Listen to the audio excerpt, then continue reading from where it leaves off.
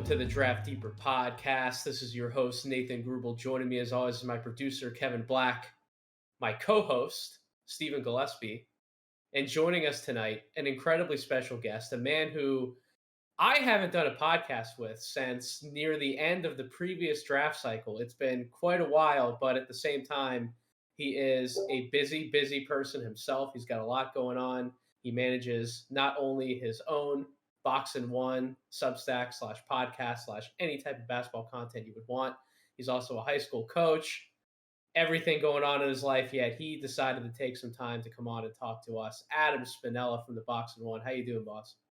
Gentlemen, thank you for having me. Always good to be here. You guys set the bar incredibly, incredibly high with all the work that you do for the NBA draft out there in so many various spaces. So, in order for me to not become draft shallower, I've got to keep up and make sure I'm doing all the work that I'm putting in there. So, thank you for setting the bar and giving me something to chase this year. It's been great.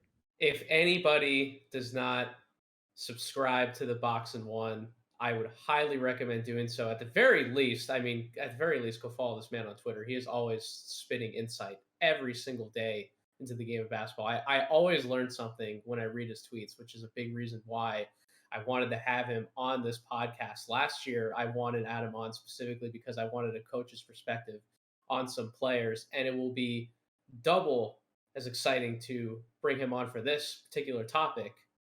A big thing Steven and I want to do during the remainder of this draft cycle, all the way up to the draft, is to have guests on and talk about some of their guys. Now, when I use the phrase their guys, it's not like Adam is a personal cheerleader for any of these prospects necessarily, but talk about guys from their perspective who they feel are being undervalued, who are being slept on, and kind of bring some light into why they have legitimate cases as draftable prospects for some of the players that we can talk about over the course of this series, but even some guys who are primarily looked at as first rounders, why they should maybe be a little higher than the mid to late first round, why some should be considered lottery or top 10 or potentially even higher, depending on the prospect that we'll be talking about with certain guests from week to week. So I asked Adam to come up with a list of players who we thought definitely fit that criteria. And we definitely agreed on the first player we're going to talk about tonight because Jaden Hardy has been run through the ringer a little bit in certain draft circles, especially on social media. I mean, some of the numbers by percentage aren't great. I do have some of the updated season numbers.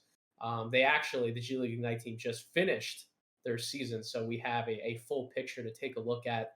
He played 24 games, 19.1 points per game, 4.3 rebounds, 3.6 assists, 38% from the field, 31% from three-point range, 80% from the line. You love to see that free throw number.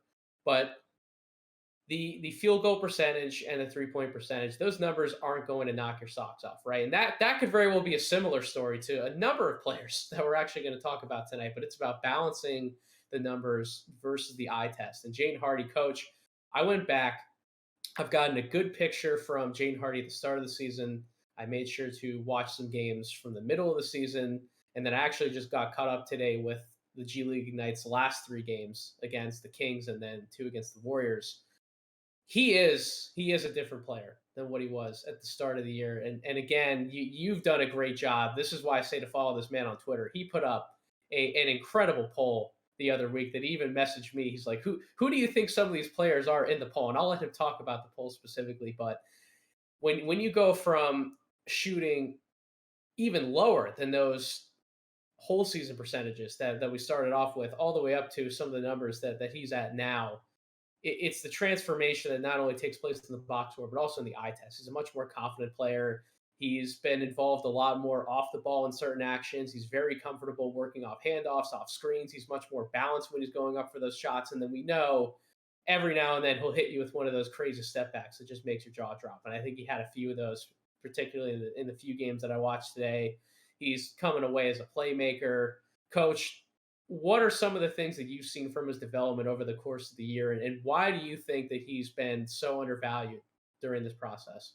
Yeah, so for my standpoint with Hardy, it really comes back to where I had him valued coming into this entire draft class. Back in August, when I first set the board, take a few weeks to breathe after the last draft class wraps up, and then start turning our attention to the next one. He stood out as the top guy for me based on his high school tape, based on everything coming into the season. And part of that is because he has the most tantalizing skill in all of basketball, which is the ability to create his own shot one on one against any type of defender and defense. He can hit step backs, he can drill from far beyond the 3-point line. He's comfortable in the pull up game, and he's kind of slippery enough to get to the rim. Not necessarily explosive, not bouncy, not the fastest guy, but a decent change of pace, slippery through traffic, has a decent enough handle. In all areas that he can get better, I think we've seen a lot of proof over the past. Guys do develop in those areas when they get to the NBA, whether it's because they just grow stronger naturally or they work on that particular part of their game. He had a horrible start to the season. Wise, shooting the ball, like all of it looked pretty bad. And the Ignite in that earlier part of the year, I think struggled to figure out who they were going to play through. It Yep. felt a lot like a your turn, my turn type of system where Dyson Daniels is coming in and he's not a great shooter. And Jaden Hardy's coming in, he's not knocking down shots, and Marjan Beauchamp is not knocking down shots from three, and Michael Foster just wants to eat. So it was hard to get all of that balanced. I think as the season went along, the Ignite found ways to generate more spacing around Hardy in the pick and roll. Hmm. And that opened up his ability to be patient because, quite frankly, you can't be patient when you don't have space. We saw his playmaking develop as a result of that. He got more confident and better at finishing and getting to the rim. And yeah, the shot ended up falling as things went down. So I've always been high on Hardy. I still have him as a top 6 guy on my board. I'm not discouraged by the early season troubles. A, because he's gotten reasons you have a high draft pick is to find somebody who can help your franchise on the offensive end in ways that Hardy can. I don't want to preview too much down the road, but I'm working on a big treatise right now. Is what I'm calling it. That's my modus operandi for scouting, and the central theme of that is that it's all about space, the ability to create space for yourself or your teammates, and to score when space is limited, and particularly in late clock situations against elite defenders. Hardy has that ability to create space for himself. He's shown that he's gotten better at creating it for others, and he can knock down shots when he doesn't have a lot of space. Those guys are rare, they're coveted, and I think that they're worth top half of the lottery draft consideration. Before Steven asks a few questions, he does have a few questions prepared on each player tonight to add to the discourse. I absolutely love it. My one question for you, Coach, it's a very simple one. And I've asked this to a few people, and they all kind of agree with me, and I wanted your take on it. Is Hardy's draft stock simply a product of makes and misses? Like, if a lot of these shots that Hardy had don't just swirl and go in and out and they end up falling and just his numbers look better, right? And everything else on the tape pretty much still stands. Do you really think his draft stock would have taken this big of a hit by public consensus? Because I don't believe so. I really think that that's honestly what it comes down to for a lot of people, which is it's a very shallow level of evaluation. But at the Mhm. same time, I just don't think people would be having the same conversations. Yeah, we agree on that. It's shallow, but it's not right. Like at the end of the day, it's a results driven business. Sure. You got to be able to make shots. That doesn't mean that over a 25, 26 game sample size, what we've seen out of him is indicative of how he's going to shoot at the next level. The best comparison for what I've seen in my time as a draft scout is Anthony Edwards in that regard. Like he did not shoot the ball really efficiently from three. He took a high volume, and because of that, you know he's confident in his shot. You know that you're going to be Hmm. able to judge the mechanics enough by seeing that many attempts, and then you can feel comfortable about projecting it to the next level. Like he's, I think, right now either tops or second on the Timberwolves in catch and shoot 3-point percentage this year. Like guys who have that ability figure it out consistently, and Yeah. Hardy has the ability. He's going to figure it out consistently. All right. Steven, the floor is yours, brother. Yeah, for sure. Coach, longtime listener, first time caller. Just got a couple questions here for you. I'm glad that you touched on the spacing and how that improved with the jump in talent that Hardy went through. Right. coming straight from high school, going against grown men who have to feed families, things like that. Do you think that it's kind of it's a different evaluation, right, than comparing collegiate prospects and international prospects to still a fairly new venture for players to come in and commit to the G League, especially with the success and how we're seeing some of these other guys from the last group come in and find some success in the NBA now.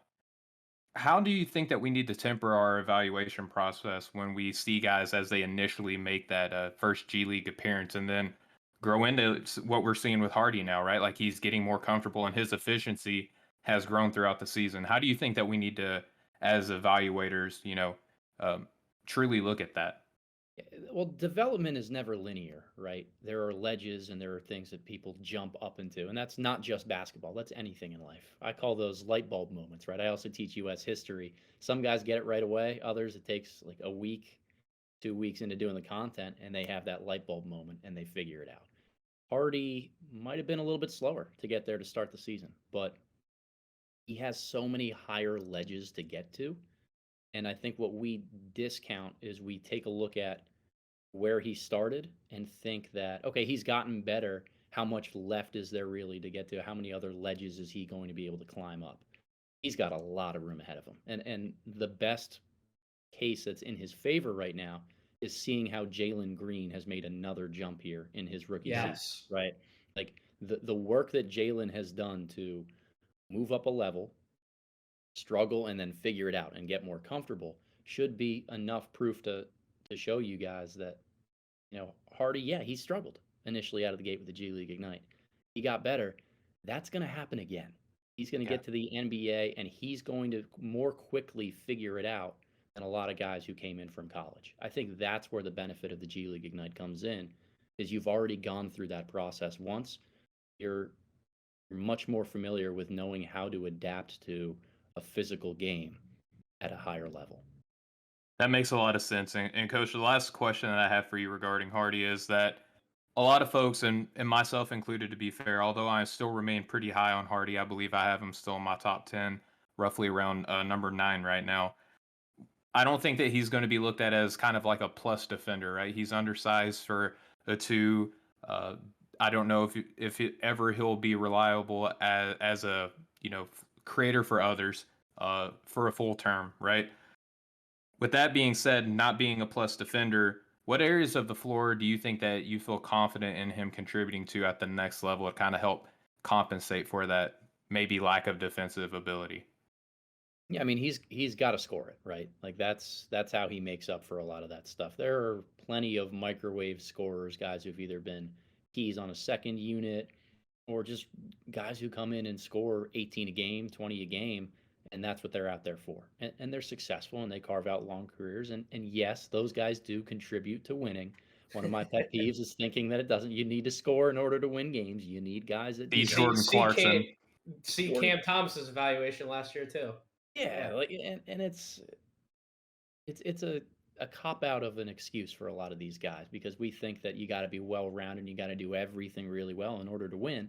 You can make a lot of money and win a lot of games by having one signature skill. Do I think the defenses were? Yeah, I do. He plays a little bit too upright. He's skinny. He's not physical enough. Not great with angles. Not engaged off ball. There's a lot of things to clean up Mhm. on that end.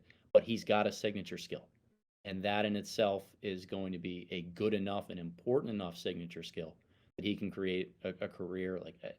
I'm not big on comparisons, but a Sure. baseline for him would be like a Jamal Crawford type of career. Fair enough. Appreciate it, Coach. I was gonna hit you with one last name, but before we move on, actually, I'm not. I like using more of like shades of, but if you watch enough basketball, I don't think this comp is necessarily revolutionary. But the name Buddy Hield has obviously been thrown around with Jaden Hardy, right?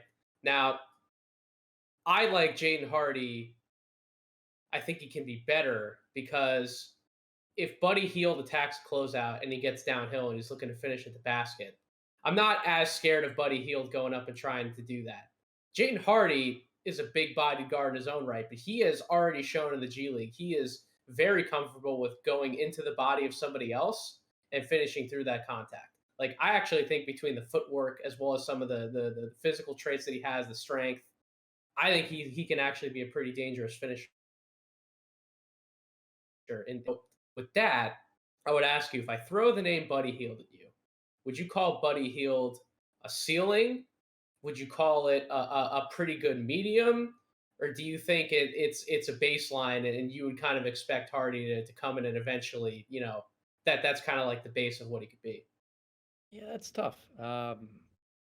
It's not a ceiling of production for him. I think his ceiling is a lot higher than that, I would particularly because agree. he's better at creating his own off the bounce. I see the roles being a little bit different. Like Heald has been such an off ball, off screens movement guy for his career, and Hardy's good at that.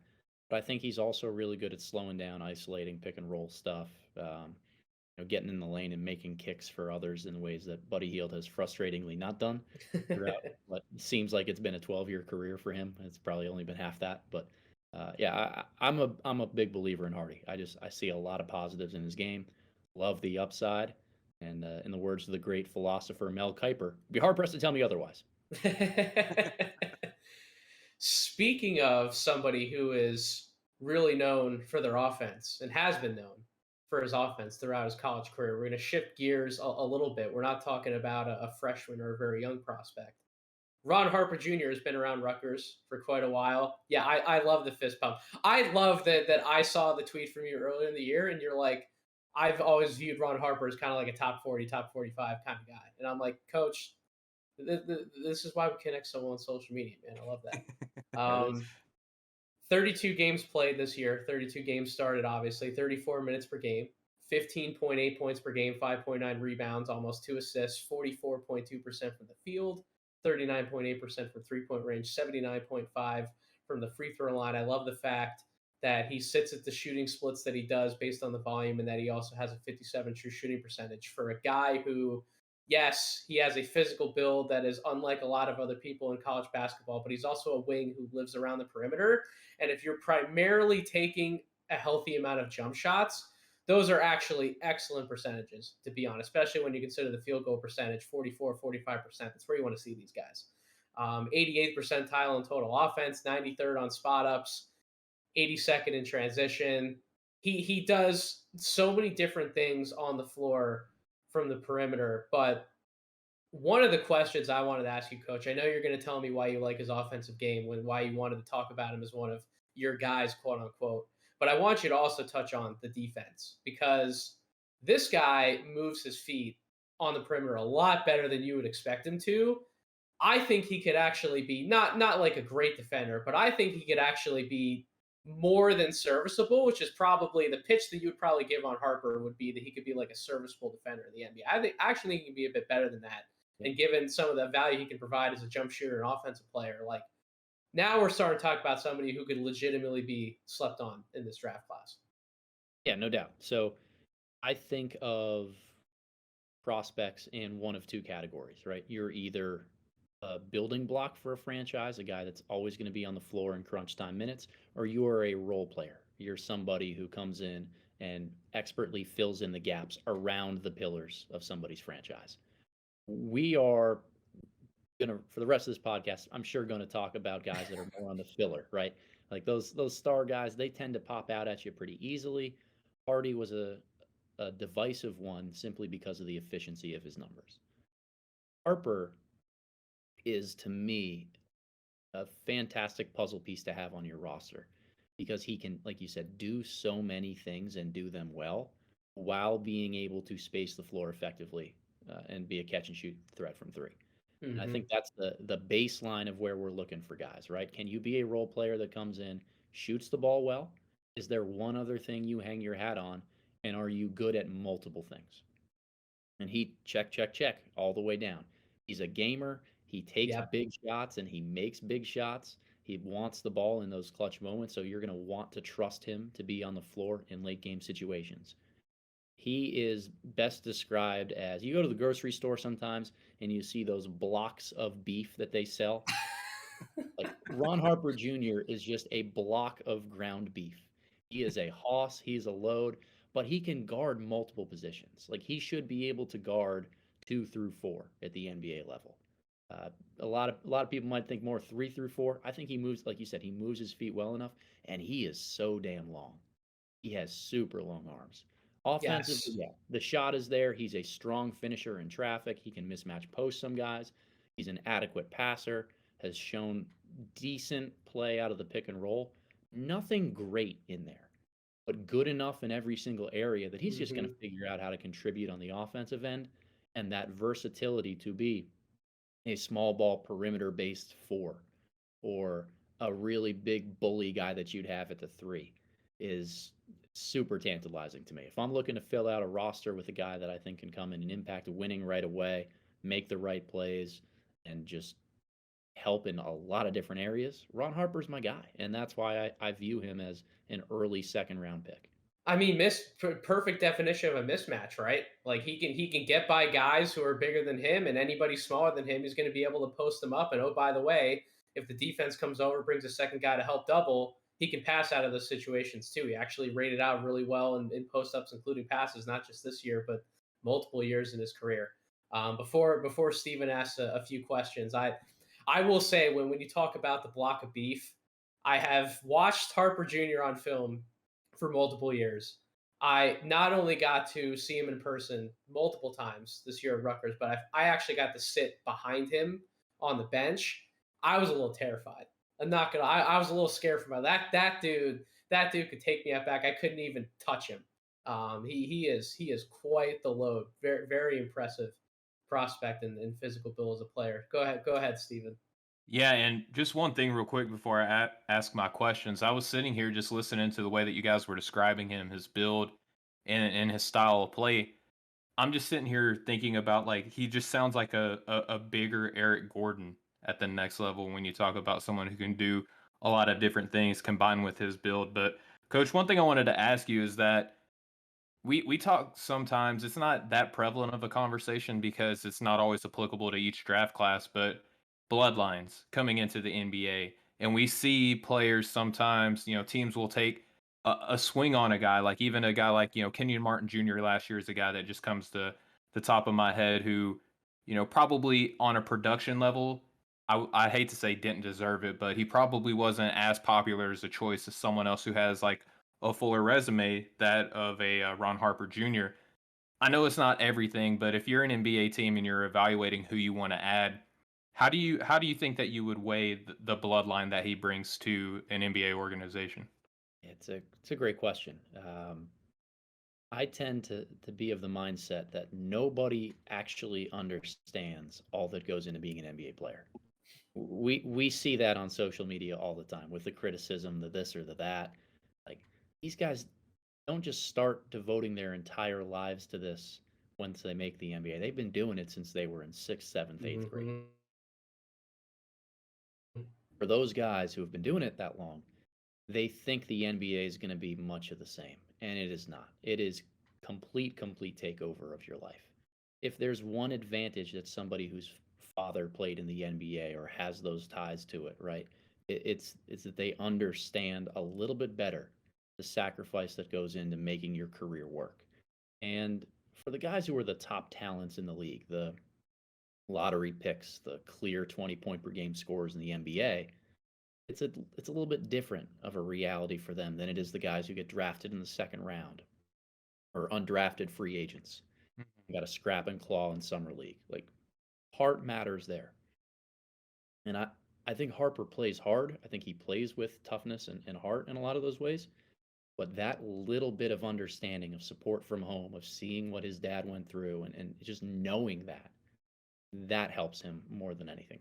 And an underrated aspect, by the way, before Steven asks his second question, that can even go back to Hardy as well. And I love that he acknowledged the fact on Chris Haynes' podcast that he was just on when Chris Haynes was asking him about the difference between going from high school to playing in a league like the G League. And Jaden specifically said, you're going up against grown men who are trying to put food on the table for their families. And I've said that multiple times and why some people should go a little lighter on prospects going through that and choosing that path because it's true when you're going up against somebody who's trying to provide for their family and they have to take it as a job, not just trying to better their image of themselves or play out to recruiters or whatever the case may be. Like it's different. So I'm actually glad to hear that, and an answer that I would expect from a guy like Coach. So that was great insight. Well, yeah, and it's a lot of those guys' last chance too, and some they play like it's their last chance. So, Coach, the last question I have regarding Ron Harper Jr. here is that although a lot of us here at No Ceilings don't necessarily weigh age as much as other people do, we know that NBA front offices are going to look at him and his age relative to some of the other players that are available to him. We talked about the offense, we've talked about the defense and the bloodline. Do you think that he's probably going to unnecessarily be knocked for his age coming into this class? I do. And it's a trend that we've seen, particularly in the earlier parts of the second round. I've talked to a bunch of people about it. CJ Marchesani, good friend and great scout. Yep. Does Had great him, work. yeah, had him on a podcast, that Boxing One pod, maybe a week or two ago, and he basically said everything after 45 is such a crapshoot. Like age, skill, like it's just about fit. Sometimes you're doing an agent a favor. It doesn't really matter. But Mhm. in a year like this, there's going to be a lot of uncertainty about picks 25 through 40. Oh yeah. And look, that's due to the inconsistent play of a lot of guys. It's going to be how many one and done candidates keep their name in the draft as opposed to withdrawing late. I don't really know how it's going to play out. Does Harper have a chance to jump into that top 40? Yeah, I think he does. I think he's the type of guy that's going to show really well in a workout setting.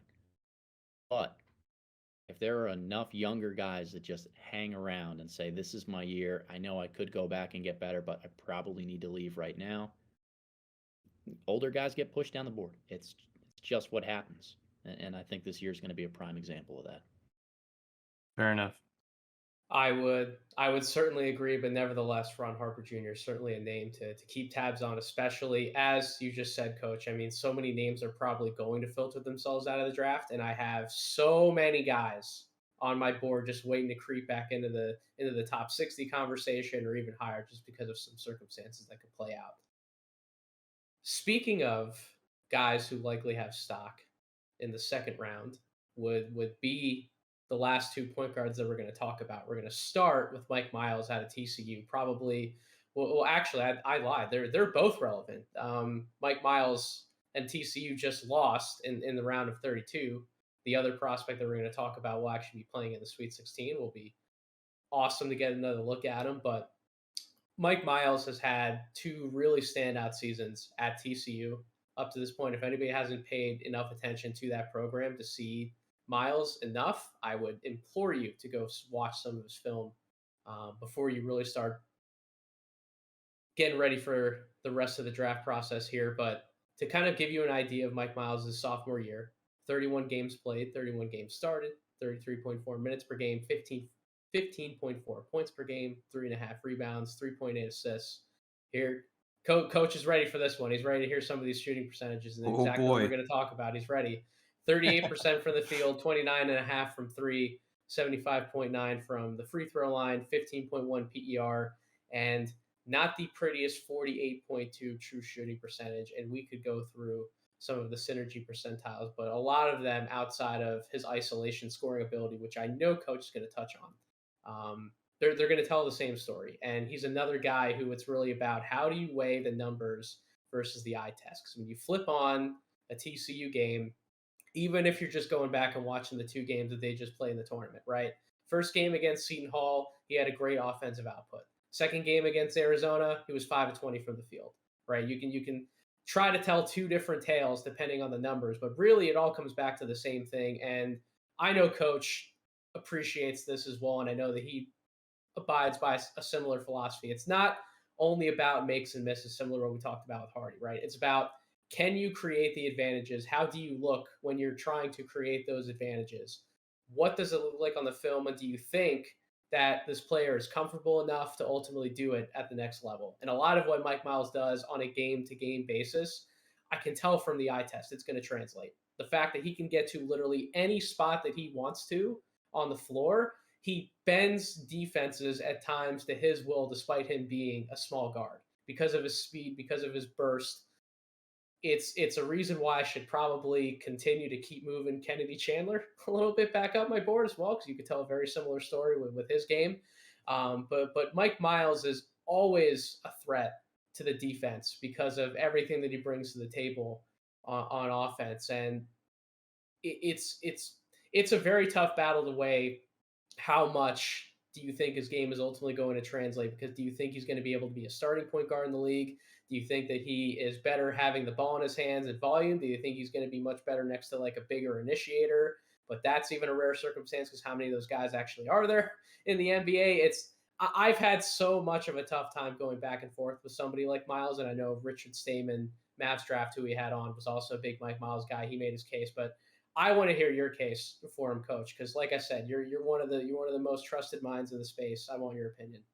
Well, the flattering compliment aside, Mike Miles has been my guy for about a year now. Hmm. It's this is going to be the ultimate eye test analysis for me because the stats don't necessarily back up how he plays. And I have kept telling myself that the reason for that because he's asked to do so much at TCU. Mm-hmm. And with a guy like Miles, you know, he kind of like what Trent Dilfer was as a quarterback in the NFL. Okay. That ultimate game manager, like he's asked to do everything for his team. Yeah, he can do it. It's not going to be efficient, but he can win you some games by doing that. More than anything, he's best when he's just surrounded by talent, and his job is to get the ball and deliver it to where it needs to be delivered. And the best test for that we saw was how he played as the point guard for the U19 team over the summer. Mm-hmm. I was really impressed with him there. Again, numbers not insane in a lot of ways, but he hits shots off the bounce. He can spot up from deep range. He can come off screens. Those are the three things you look for as a shooter. He's competent in all areas, despite the numbers not being great. It plays with fantastic pace when he attacks the basket. He has some room in the mid range to hit those floaters. He's great at drawing contact, and he's got that like really knick-knacky little hey, I'm gonna lean into you and just get a cheap free throw Mm-hmm. when I need to get to the free throw line. He makes fantastic passes, and what I loved at TCU, he's the only real creator, face-up creator off the bounce that they had on their roster. So a lot of teams are going to go out and trap him beyond the perimeter because TCU put him in a ton of ball screens. He was accurate, he was on time, and he was never panicked against traps, against aggressive pick and roll defense. If he's able to shoot the ball the way that I believe that he can, hedging defenders are going to have to come out and guard him on the perimeter.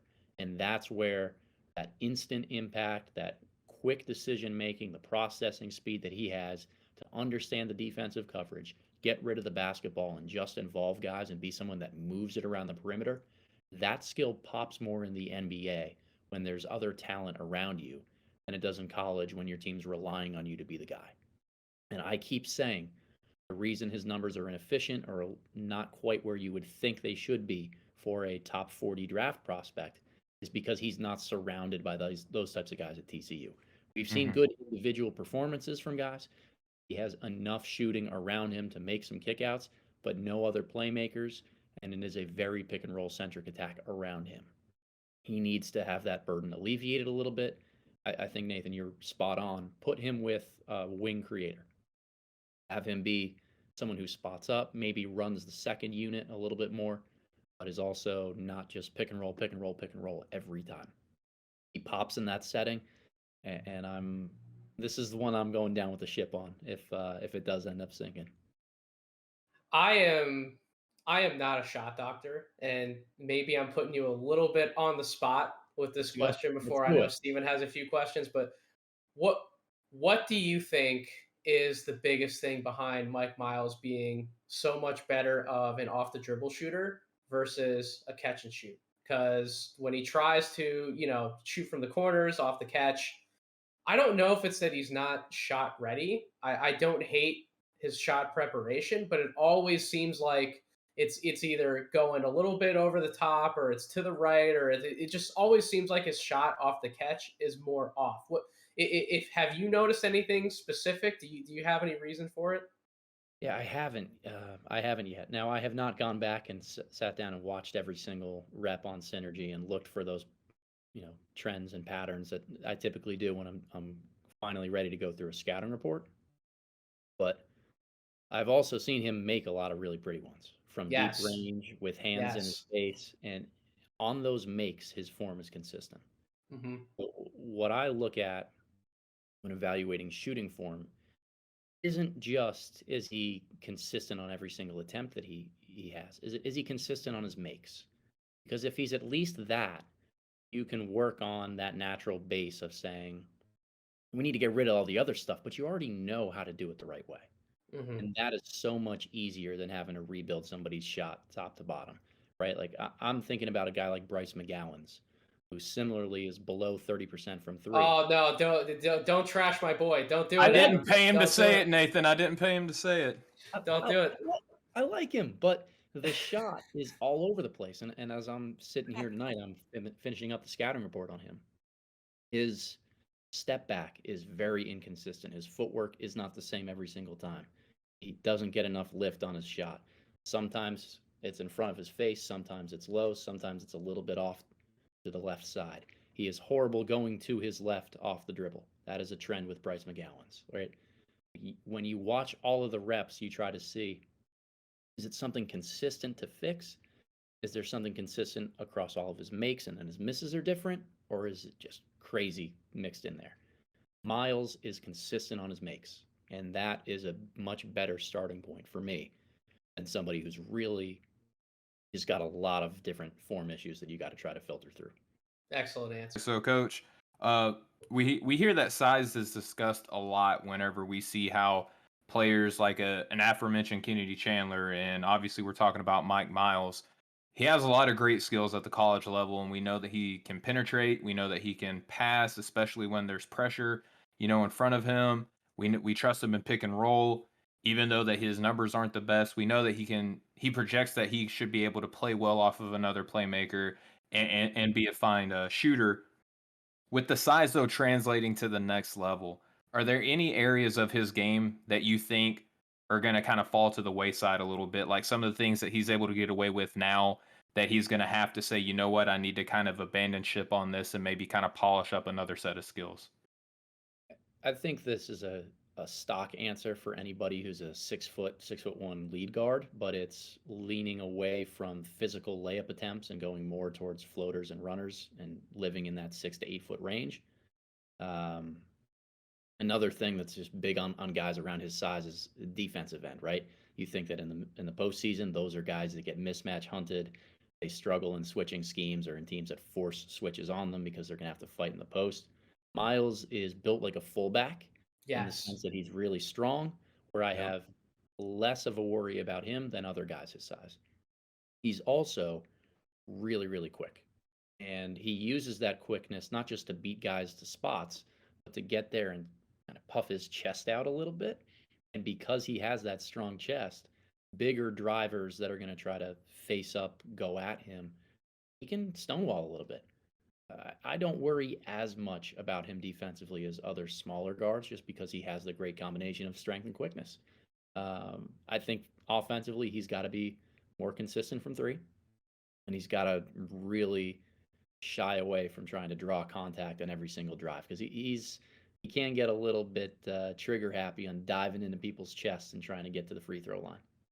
Him and Fair Chandler enough. too, though. I mean, I love how those two in particular like fight through screens on defense too. Like that Yep. that's the biggest thing for guards is do you recognize that it's coming? Are you not blindsided? Kind of like Jaden Ivey can be on a possession to possession basis through it. And Yeah, No, you don't he like to does see both of those those guys things. die on screens at all. no, no, you don't want to see the Bryce McGowan's pick and roll defense. Oh, did I say that already? Oh, Oh, oh, another one. oh. Another one. All I, right, I speaking I'm a of little another one, scared now to watch your scouting report on YouTube now, Adam. I'm a little scared now. Uh-oh. I'll watch it, coach, and I'll fill him in on it later. Don't worry about it.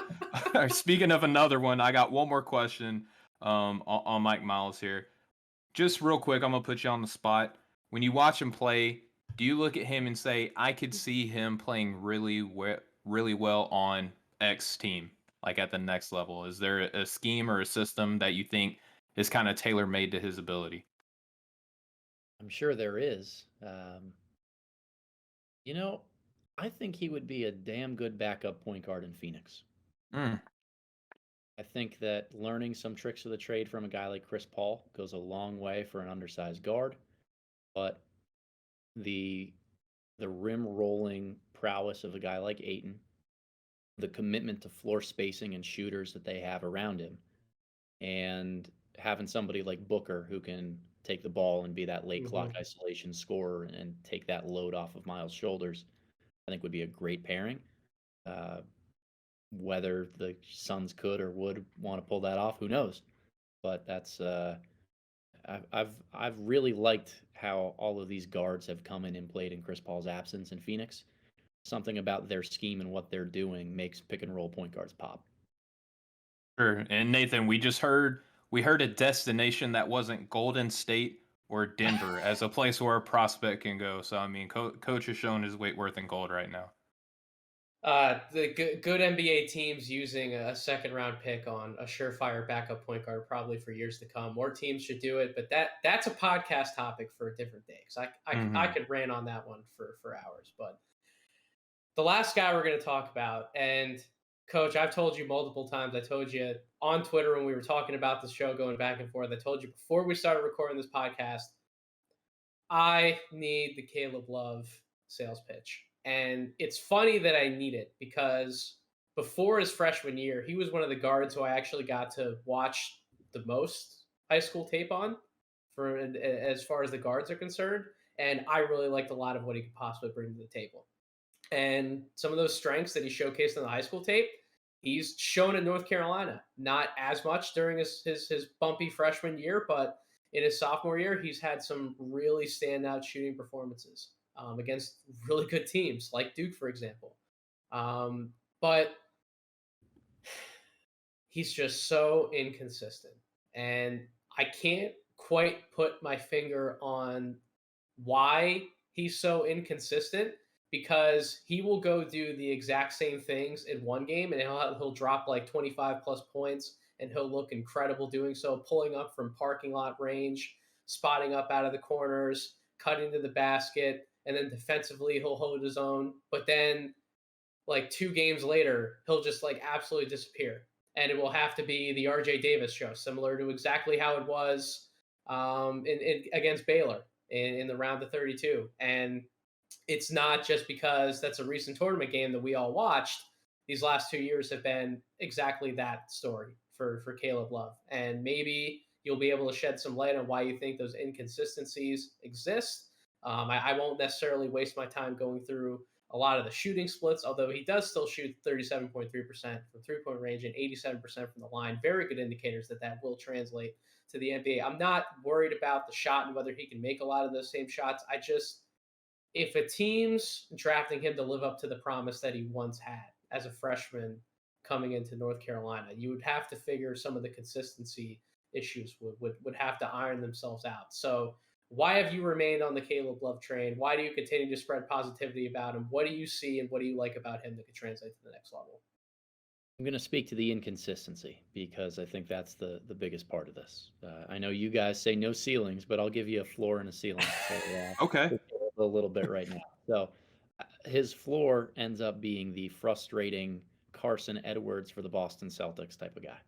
You Mm. draft as a shooter and you bring off the bench where he doesn't have the same comfort level. He hasn't warmed up. He doesn't get his reps right out of the gate and he just never gets hot because Carson Edwards, for as good as he was in college at shooting the ball, he definitely needed to play his way into that momentum and those Mm-hmm. heat up situations.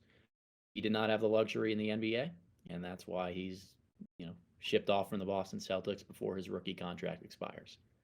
Caleb Love needs that rhythm. You can tell in the first 2 or 3 minutes of a game whether he's going to be on or he's going to be off.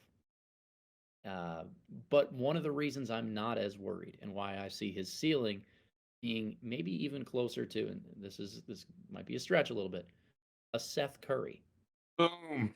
Oh my God. Oh my Boom. God. Yeah, I that's have that. I was gonna ask you a question about: do you think that his play style in the NBA is going to be similar to that of a Seth Curry? That's something that I don't think is out of the question either. Yeah, that's a ceiling. But here's why I am okay coming down somewhere in between and seeing that as worthy of a second round pick. Yes, he's inconsistent and he's had some really bad games. Carolina is 26-9 right now. In the 9 losses, that's when those bad games really come out. He's shot 25% from 3, right? Like he's not very efficient from the field, and that one signature skill doesn't stand out. But Carolina's won almost 75% of their games. And in those wins, he's 41.5% from 3. So if you're talking about a guy who 75% of the time is going to end up being a 40% three-point shooter, hell yeah, I'm taking a risk on that guy. You know, that's definitely draftable territory. And because he's good in spot up situations, he's really good off the bounce. I think he's got a little bit of upside to be a movement shooter, something he's not used at a ton at UNC. Why not? Yeah, he's got struggles taking care of the basketball. He's not a very good finisher. He should be a better defender than he is. But man, am I tantalized by the shooting. And I'm willing to gamble on seeing if he turns into this guy at least 75% of the time in the NBA. Do you think the touch is there for him to get better on the runner? Because when we talk about like a Seth Curry type of ceiling, like Seth Curry has that in his bag all day long, right? He's not exclusively the shooter, but you look at, I mean, I'm glad you mentioned the finishing 16th around the basket in the half court, 18th on runners. It's not there. And that's the biggest thing to me that I think he's missing. I don't even necessarily need him to get all the way to the basket, but I think if he can just get to the middle of the court and knock down a runner, I think that would much better serve his game. Yeah, he's not a 3-level scorer. He's a 1-level scorer right now. Yep. But that 1 level is probably the hardest one to gain. And that's where I tend to be a little bit more optimistic on a guy like Love. You know, I have cooled on him a little bit. Beginning of the season, he started in the late 20s for me. You know, okay, this is the reclamation project. He had a horrible freshman season, but it looked like it was going to go that way, though. It really did. Since he pops up and you take a look at the larger sample size, and he's still not a good enough finisher. He doesn't have that elite touch in that mid-range or extended layup area. He needs it. He absolutely does. So I think that he's closer to a first-round talent than he gets credit for. But of all 4 guys that we've talked about, he has the clearest red flags for me, and is the one guy that I can easily see myself talking myself out of on draft night and just saying, I don't know, that other guy, like if it's him or Justin Lewis from Marquette, that guy's a little bit more consistent, a little bit more of a known commodity, can do more things on the basketball court. Yeah, maybe tiebreaker goes to the more versatile 6'7" forward than the 6'4" shooter who can't score inside the paint. Do you still have Caleb Love as like a top 45 guy? Do you have him like? I think he's like 34, 35 on the board. Okay. I'll verify that right now. So I mean, if you still have him in that range, I wouldn't say you cooled off on him that much then, because I mean, as you said, like you were being generous. You said 25 to 40. I'm going like 15 to 60 in this draft. Yeah, very well end up being a crapshoot. So he's gone from like the pizza roll thing. Like he's not burning the roof of his mouth whenever he's eating it, but it's at an appropriate edible temperature. He's he's listed at 40 right now on the board, but that's also with I think 9 guys ahead of it who I have projected to return to school. So that puts him firmly in that like 30 to 35 range. Steven, any other questions on Caleb Love to wrap it up? Well, he read my mind with the question I was going to ask him about Seth Curry. So I'm going to ask him a little bit of a philosophy question here. And I know Coach is good for it because he's a pro.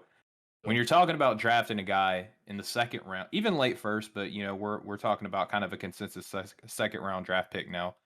When you're drafting a guy like Caleb Love in the second round, you know that you're not drafting him and saying, all right, here's the offense. You know, you're going to have to play off with somebody. Talk to us a little bit about kind of the ancillary skills that you think Caleb Love has in his game, because I think one thing that goes unnoticed and under discussed about him is the fact that he is a capable ball mover, right? So if you can be trusted to make shots, even to some tough contested shots to a degree, and move the ball around a little bit. Do you think that that's kind of the sales pitch of landing him in the second, is that he's going to be a guy who knows how to he knows when to make the shot or the pass Yeah, coming onto your team? I love it. I'm so glad that you mentioned that because as a high school coach, we run a drill in our practice every single day. We call it one more, where we have somebody drive baseline. We got two lines on the opposite side, one in the corner, one in the wing. And we work on throwing extra passes and really getting into the situation of catch it and immediately know that I've got to swing it to the next guy. Love is very good at that. And I think we don't value that enough from guys who are really good shooters because they are sacrificing what is a good shot for them in order to get a great shot for a teammate who might not be as high percentage or high threat of a shooter as them. I tend to believe that you reward making the right basketball play. And do I have some issues with Caleb Love's shot selection off the bounce? You betcha. Yeah. I definitely do. Uh, but he does move the ball pretty well. I think that he is going to fit in well to a balanced offensive system. He's going to fit in well to being more of a spot up guy. Look, I'm a Celtics fan. I'm not advocating that I would like to see Caleb Love on the Celtics, but there's no denying a St. Louis connection between he and Jason Tatum. And I think to myself, when you have two wings like Tatum and Brown that are more of the facilitators, you can get away with playing a guy like Caleb Love, who's a shot maker, a one more guy, come off of a double drag ball screen when one of those guys needs to sit and just pull from deep, and he gives you 16 to 18 minutes a night. And that's his career. And you know what? That's valuable if he's shooting 38% from three. Yeah, and I think that that's one thing that goes under discussed with just shooters in general, right? Because that's how you keep yourself open, is if the defense doesn't just think that you're just going to chuck it every time that you touch the ball, keeping yourself a threat by being able to move the ball, completely under discussed skill. And I think that that's applicable here with Love as well. No doubt. I like that. I like that Boston Celtics fit. I think that could actually be a legitimate thing for Mr. Love. Another non Denver or Golden State fit with a prospect here. Well, Incredible. he's a big guard, and I think the Celtics look for that in their switch everything scheme. Yep. And they have so many really good point of attack defenders. I think they can afford in the second round to go after somebody who's not that. Like they'll be okay prioritizing a little bit more floor space. They still need shooting because Aaron Nesmith, Carson Edwards, the last few guys that they've drafted to be shooters have not panned out. And not everybody's a point of attack defender in the NBA, but can you at least be competent enough to get better and improve your communication with everybody else and become a team defender? And I think What they have White for. that is very true. That's what they have White for, and I think Caleb Love could benefit in a lot of the same ways. I really like that fit. That's going to do it for this episode of the podcast. Wanted to be able to get you out of here, Coach, on a high note. So I really appreciate you coming on and lending yourself to the type of discussion that I wanted to have. There's only so many ways we can talk about Chet Holmgren and Paolo Banchero, but it's excellent when we can kind of skip off the beaten path a little bit and talk about some other guys down the draft board. So I really appreciate having you on. As always, please, for my audience, plug every single thing that you're doing because I know it's a lot. But definitely let my audience know where they can find not just you, but also all of your work. All right, well, appreciate that. Always good to come on, guys. Talk hoops here. I know this is a busy time of year for all of us, so thank you for carving out the time this evening to accommodate. Best place to find me is on Twitter, which is at @theboxand1_. You can find me on Substack, theboxand1.substack.com, or YouTube. Just search my name, Adam Spinella, on there. We're putting out a ton of scouting reports. We're trying to do 5 a week. We'll see how that turns out because I still got a full-time teaching job and coaching and recruiting and all those things in the afternoons. But if not doing a lot of those, putting out some thought pieces. We also have a series in the works that should be coming out right as the NCAA tournament wraps up, about 15 prospects that are on the fence of whether they should stay in the draft or go.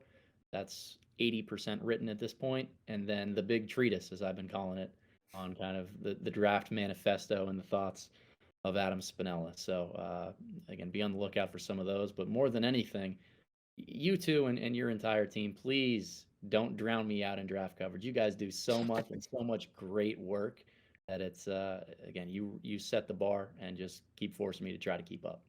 I appreciate that endorsement, Coach, and I know that Steven does. I will be on the lookout for that think piece. I'll be curious to see if your 15 guys line up with the guys that I chose for a similar piece. I titled it "Should I Stay or Should I Go" over on No Ceiling. So definitely make sure you're keeping up with everything Coach is writing. And thank you, as always, for tuning into the Draft Deeper pod. Plug all your stuff, man. Yeah, so if you want to follow me, you can do so on Twitter at Stephen G Hoops. Obviously, I'm a part of the No Ceilings Collective at NoCeilingsNBA.com. I'm going to continue to co-host Draft Deeper here with my buddy Nathan. And Coach, I just wanted to say I've enjoyed following you in my kind of rookie season, exclusively covering the draft. I did it alongside the NBA for a couple seasons beforehand, but it's been cool to kind of follow you and get to know you a little bit more this year. And the threads that you drop when you're not just dropping hot content is incredible. With the prospects that are entering into transfer portal, and some teams that might want to consider them. I just love the insight that you bring to the space, man. It was an honor to get to work with you a little bit today. I appreciate that. Thank you. And as always, you can follow me on Twitter at Draft Deeper. Make sure you are subscribed to the Draft Deeper podcast wherever you get your podcast, Apple Podcasts, Spotify, YouTube. And as Coach Spinella recommended, yeah, go subscribe to No Ceilings. It's free 99, baby. NoCeilingsNBA.com. We will keep plugging away as the draft cycle goes on, and we have plenty more podcasts, written content, everything you need, all mapped out for the future. So definitely stay tuned. But until then, thank you all. Have a wonderful rest of your week.